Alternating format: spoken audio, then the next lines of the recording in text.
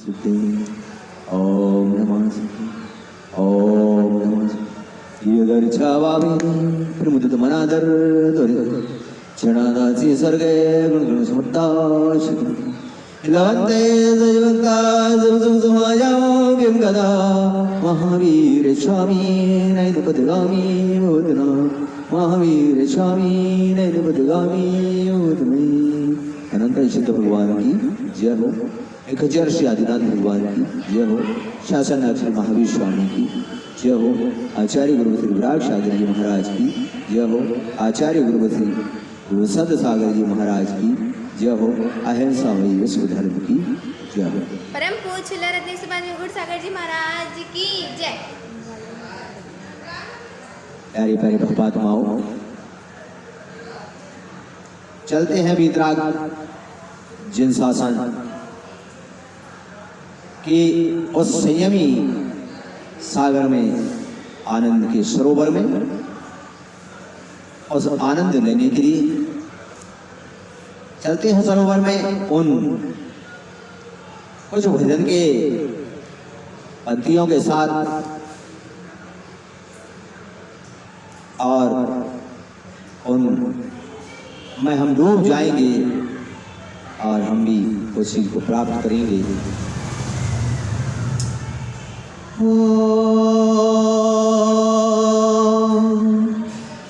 मेरे सिर पर रख दो गुरुवर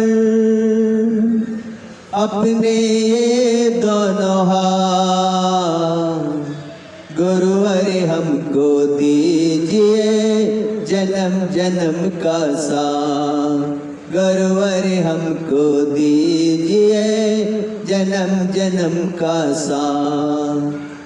सुना है हमने शरणागत को अपने पास बुलाते हो, ऐसा हमने क्या मांगा जो देने से घबराते हो।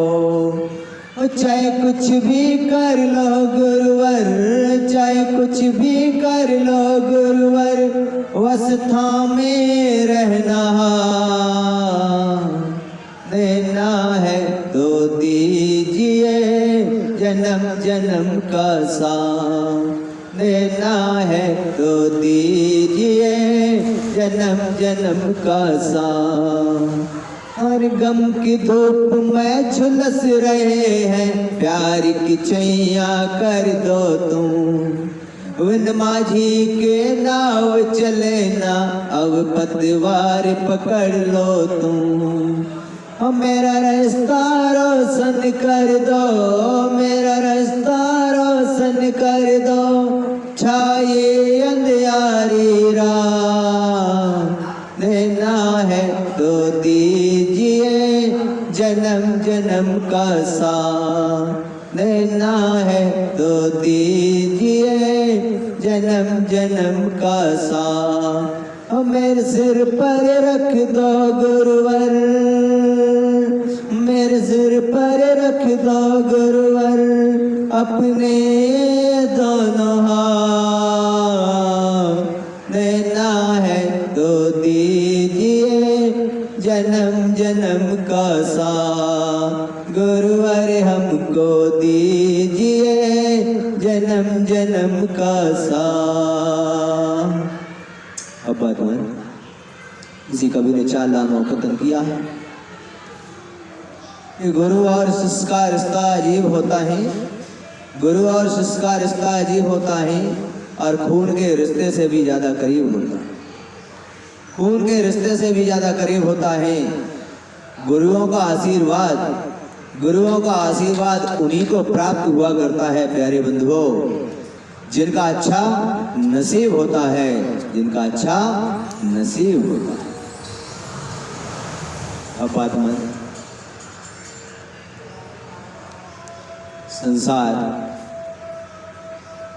संसार में गुरु भक्ति और प्रभु भक्ति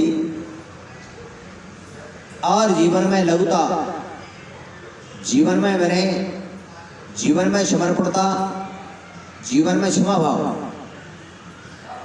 जीवन में कर्तव्य, इन सब चीजें जिसके जीवन में आ जाया करती हैं, जिनके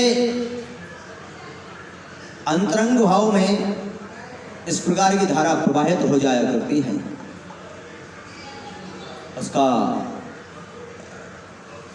उसका ये अमोल ये मनुष्य जन्म सार्थकता की ओर बढ़ जाया करता है। उसका ये मनुष्य जन्म जो अनादि काल से लेकर ये संसार इन अवस्थाओं को प्राप्त करता हुआ और इन अवस्थाओं को प्राप्त करता हुआ जीवन में उन दुख का अनुभव करता हुआ, कभी सुखावास का अनुभव करता हुआ इस संसार में जो परिभ्रमण कर रहा है, इस परिभ्रमण करता हुआ ये जीव इन गतियों से मुक्त नहीं हो पा रहा। सभी गतियों में भ्रमण करता हुआ अनेक प्रकार सुख और दुखों को अनुभव करता हुआ ये अनादि काल से चल रहा है, लेकिन कभी भी अपने जीवन में उस वास्तविक स्वरूप का वहन नहीं कर सका, वास्तविक स्वरूप को नहीं पहचान सका। वास्तव में अपने जीवन में उस सरलता को धारण नहीं कर सका। धर्म करते हैं संसार में, धर्म करते हैं, सारा कार्य करते हैं, समाज सेवा भी करते हैं, गुरुओं की भक्ति भी करते हैं, लेकिन जीवन में सरलता नहीं है। जीवन में सरलता नहीं आती है। ये सारी करने के बाद भी हमारे जीवन के अंदर मान गुमान आह्वान हमारे अंदर इस प्रकार की भावनाएं बढ़ती जाती हैं, लेकिन हम सरलता की ओर नहीं बढ़ पा रहे हैं, हमारे जीवन को सरल नहीं बना पा रहे हैं। कारण क्या है? कारण ये है कि वास्तव में आज तक हमारा वास्तविकता से नाता नहीं जुड़ा कि वास्तविकता क्या है, जीवन की सार्थकता क्या है। और वास्तविकता से जब जुड़ जाते हैं, जीवन की सार्थकता जब जान जाते हैं, तो हमारा जीवन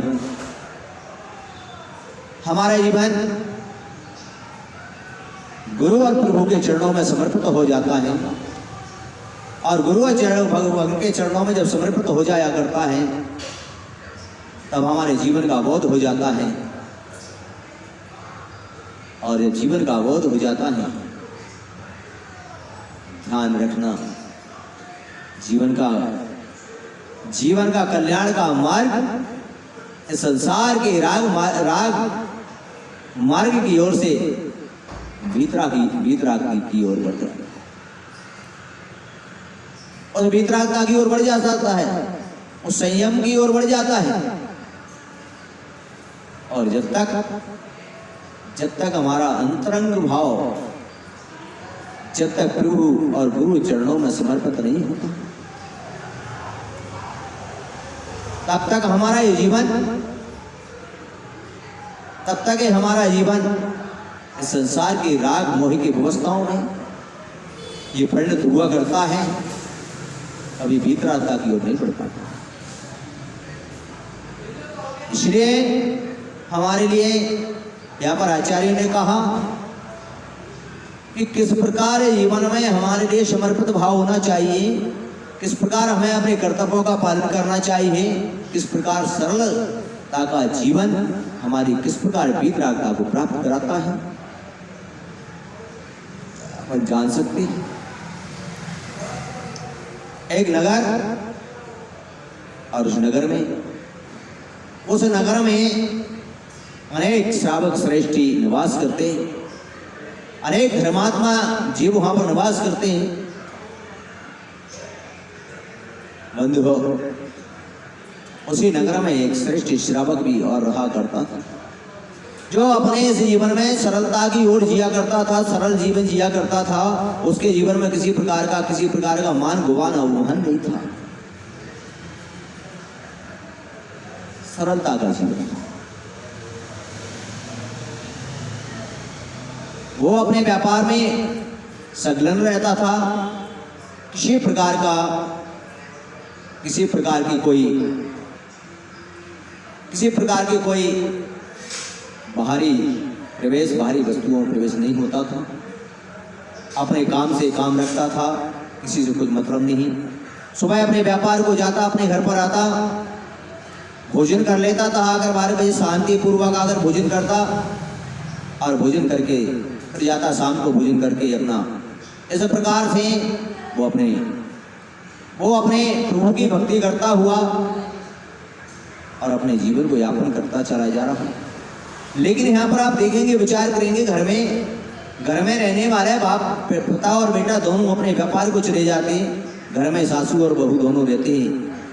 कितनी बड़ी बात वो बोल के जाते कि तुम्हारे लिए किसी प्रकार की कोई बातें हैं, कभी ये नहीं पूछते थे, आकर जो भी वस्तु चाहिए लाकर दे देते थे। किसी के कार्य करने के लिए हमेशा उनकी अनुमोदना रहती थी सरलता से।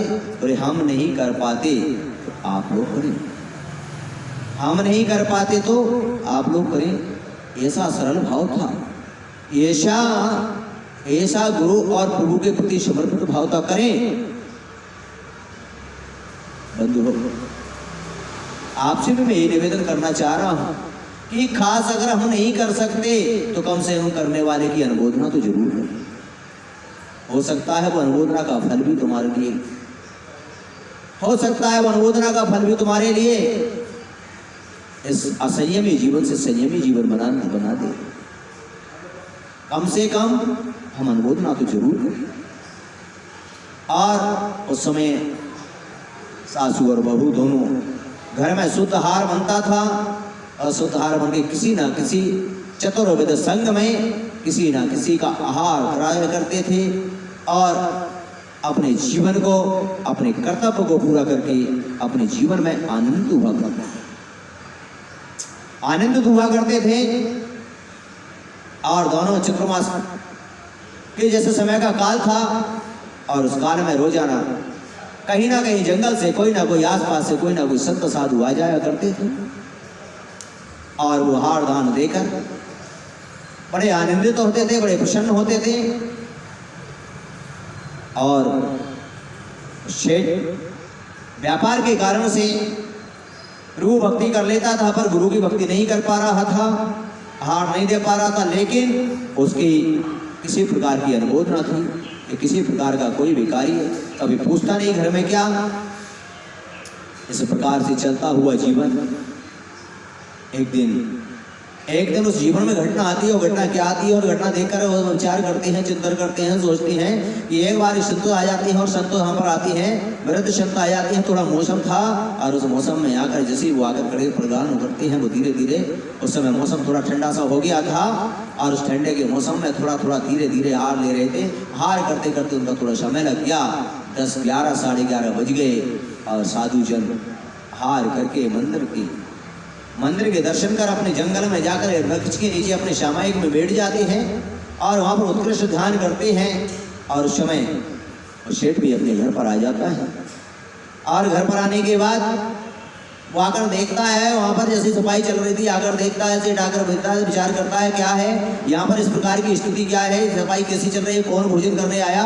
तब कहा कि साधु संत यहाँ प्रदान करने आया। बड़ा खुश हुआ, बड़ा प्रसन्न हुआ, बड़ा प्रसन्न हुआ। उसने कहा कि साधु जन जब उनके लिए भूख सताती है तब आहार को जाती हैं, जब भूख सताती है तो आहार को जाते हैं, और जब उनका ग्रीष्म काल या शीतकाल या चतुर्मास काल आता है तब वो एक स्थान पर बैठा करते हैं, अन्य स्थान में वो विचरण किया करते हैं।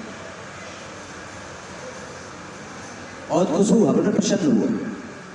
लेकिन इतना पुण्य का संचय हो गया, उसने कहा कि साधु महाराज आहार करके गए, बहुत खुशी की बात है, लेकिन वो कहाँ पर गए, मैं भी जाना चाहता हूँ कि वृद्ध थे तो हाथ से थोड़ी वस्तु भी नीचे गिर रही थी, इसलिए उसने कहा कि इतना वस्तु नीचे गिरी है।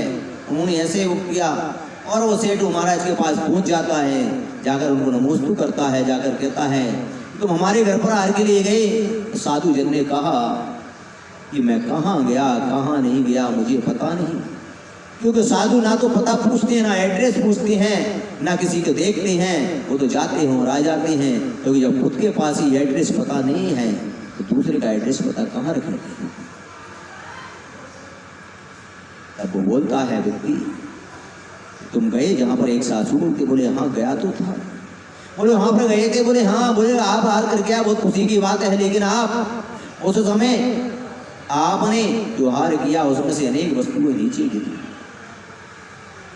वो किसी प्रकार के काम में नहीं आया, दुरुपयोग में चला गया, किसी का हक नहीं लगा, उस नुकसान का हर्जाना कौन करेगा। इस प्रकार के उसके जवाब में आते साधु जब समझ जाते हैं इसके जीवन में इस सरलता का अभाव है, जो इसका सरलता का अभाव है इसका, और वो सरलता का अभाव आज इसके परिणामों को इतनी विशुद्धि की ओर ले जा रहा है कि अब संसार इसका करीब आने वाला है। और संसार जब करीब आने वाला है बंधुओं, तब उस समय संत महात्मा ने उनसे कहा कि ठीक है, अगर तुम्हें कुछ चाहिए तो मेरे पास तो कुछ नहीं है। क्योंकि संत के पास क्या है, खाने को रोटी नहीं, पहनने को लंगोटी नहीं, रहने को घर नहीं। फिर भी ध्यान रखना, तुम्हारे पास धन है, घर है, मकान है, जमीन है, जायदाद है, लेकिन उसके बाद भी संत के पास कुछ भी नहीं है, निर्गंत है, लेकिन फिर भी शहंशाह है, फिर भी सारा विश्व के चरणों में चलता है। तुम्हारे पास सब कुछ है, फिर भी तुम अगर तुम्हारी कोई भी नहीं झुकती, तुम्हारे पास कोई भी नहीं झुकता। अरे और की तो क्या है, घर में तुम्हारे अरे पति को पत्नी नहीं झुकती, पिता को बेटा नहीं झुकता, लेकिन जिनके पास कुछ नहीं है, जो निर्गत है, उनको सारा विश्व झुकता है। और उसके लिए एक पद्मावती रानी वहां पर रहती थी, उसके लिए पत्र लिख के दिया, उसमें लिखा कि आपका आशीर्वाद है बेटी, नमोकार मंत्र उसमें लिख दिया। ध्यान रखना, संतों और भगवंत के चरणों में समर्पित होने का कितना बड़ा फल हुआ करता है,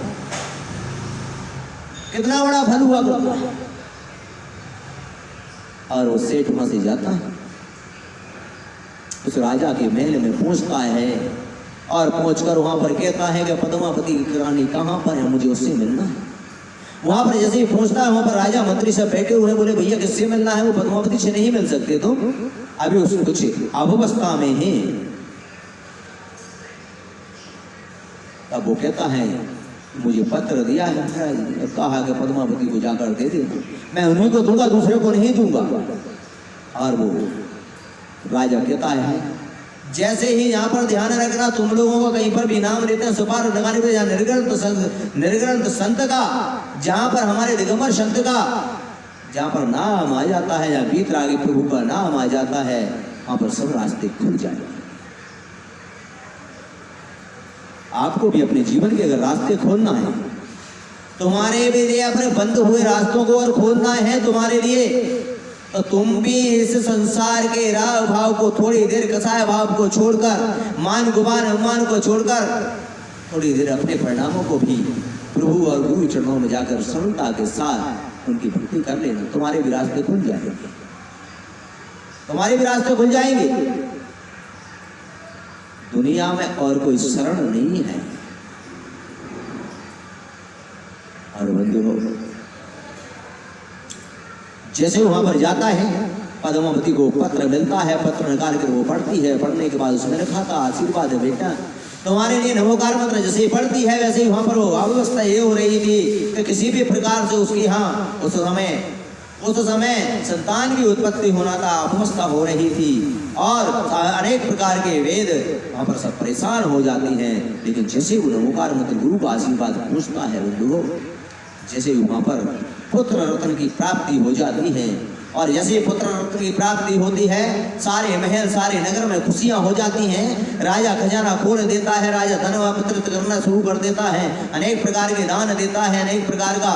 और उस समय विचार करना, थोड़ा सा चिंतन करना एक गुरु का आशीर्वाद करना श्रेष्ठ हुआ करता है। जिस नगर में गुरु हुआ करते हैं, गुरुओं का आशीर्वाद हमारा करता है, उस नगर के अंदर खुशहालियां हुआ करती हैं, उस नगर के अंदर खुशी का लहर हुआ करता है, उस नगर में आनंद ही आनंद हुआ करता है।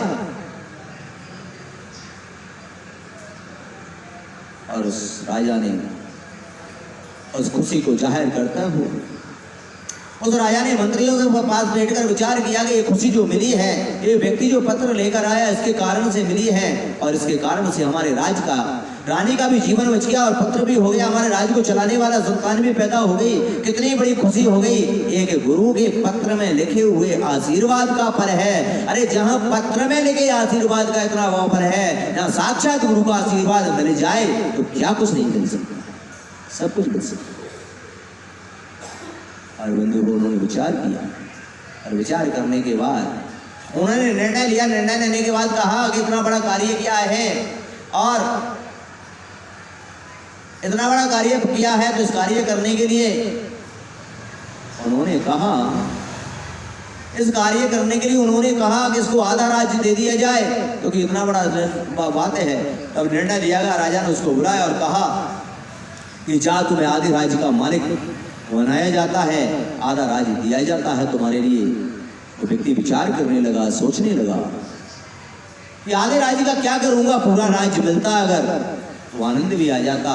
और वो राजा को बोलता है कि थोड़ी देर रुकिएगा आप, और मैं गुरु महाराज के पास जाता हूँ और उनसे कहूँगा कि आधा राज्य क्यों लिखा आपने पूरा राज्य क्यों नहीं लिखा, मुझे पूरा राज्य चाहिए, अभी मुझे नहीं चाहिए। और वो व्यक्ति वहां से चलता है, गुरु महाराज के चरणों में पहुंचता है, और पहुंचकर गुरु महाराज के चरणों में नतमस्तक होकर कहता है कि गुरुवर तुमने मेरे लिए आधा राज्य क्यों लिखा, पूरा राज्य लिख देता।